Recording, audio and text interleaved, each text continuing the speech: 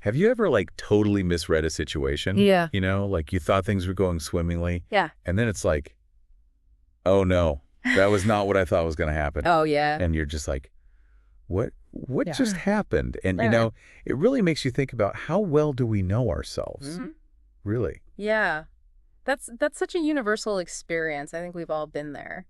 And it really speaks to how important self-awareness is, especially in our modern world. There's so much coming at us all the time. It's so easy to get distracted and lose touch with, you know, what's going on inside. So that's what we're taking a deep dive into today, Yeah. self-awareness. Yes, exactly. But when we hear that term self-awareness, it can sound kind of vague and abstract. Yeah. What does it actually mean in practical terms? Like, why should we care? Yeah. Well, at its core, self-awareness is about having a really clear understanding of your own thoughts, your feelings, your motivations, and your behaviors.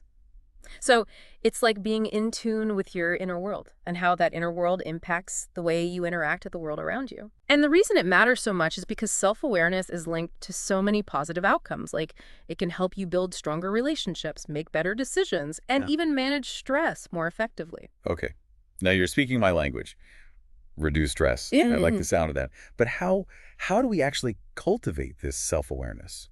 So one of the most powerful tools is mindfulness, which is really about paying attention to the present moment without judgment. Mm-hmm. And, as you become more mindful, you naturally start to develop a deeper understanding of yourself. So mindfulness, it's not just about, sitting on a mountaintop meditating. Right. It's not about escaping reality. It's about being present in reality. Exactly. So Yeah. you're saying we can actually apply mindfulness to, everyday life. Absolutely. Yeah.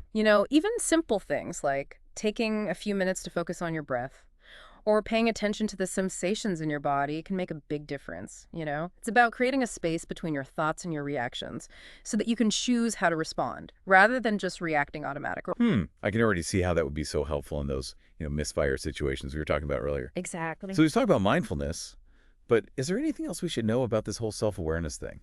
Yeah, so another really important thing to understand is that self-awareness actually has different dimensions.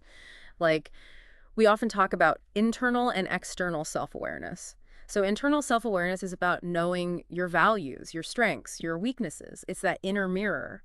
And then external self-awareness is about understanding how other people perceive you. So that's the outer mirror reflecting back at you.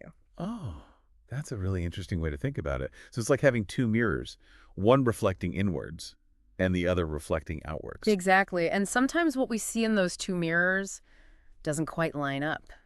That's where those misfires happen. Right, exactly. So for example, you might see yourself as, a very direct communicator, Right. but other people might perceive you as harsh or insensitive. Right, and that's why it's so important to seek feedback from others, because it can help us see those blind spots and bridge the gap between how we see ourselves and how others see us. Okay. This is all making a lot of sense. Yeah. But I imagine there must be some roadblocks to developing self-awareness, like things that get in the way. Oh, absolutely.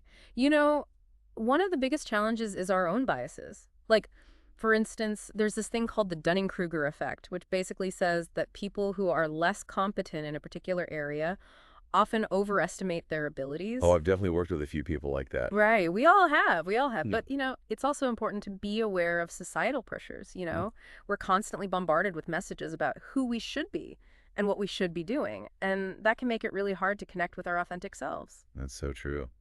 So how do we navigate all of these challenges? Any advice for our listeners who are, ready to start this self-awareness journey? Well, first of all, remember that it is a journey, not a destination. So be patient with yourself and start small. You could try a few minutes of mindful breathing each day, like we talked about, or ask for honest feedback from people you trust. And most importantly, be kind to yourself throughout the process. Be kind to yourself. I love that. This has been super insightful. Yeah. Any final thoughts before we wrap things up? Yeah, I would just encourage everyone listening to consider what's one small step you can take today to understand yourself a little bit better. It could be as simple as, reflecting on a recent interaction or setting aside 5 minutes for mindful observation. Remember, even small steps can lead to big changes in how you experience life. That's a great point. Thanks for joining me for this deep dive. It's been a pleasure. And to all our listeners out there, keep learning, keep growing, and No, keep exploring. And be kind to yourselves. See you next time.